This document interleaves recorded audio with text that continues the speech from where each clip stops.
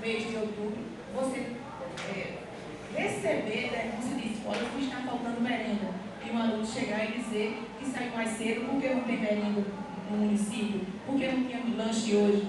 Então, como é que justifica isso? Se o fornecedor está sem conseguir fornecer a merenda, que se tire do fornecedor. Mas quem não pode pagar o erro são os alunos, principalmente da zona rural, e os alunos dos bairros. Porque se você for nas outras escolas, diz que está faltando merenda na Rua Nova há 2 meses.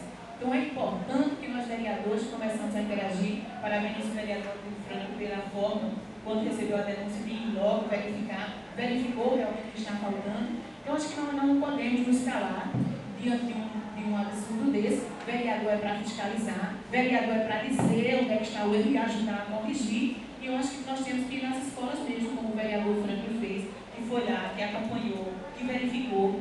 E um motivo assim que todos deveriam ter, se você mora no bairro da Rua Nova, eu moro no bairro do Borges, é fundamental, o vereador Franco está próximo do bairro da Ponte, é fundamental que os vereadores andem nos bairros, vá nas escolas, façam uma visita, perguntem ao diretor por que está faltando merenda, por que não veio, faltou a carne, por que deixou de faltar. Não podemos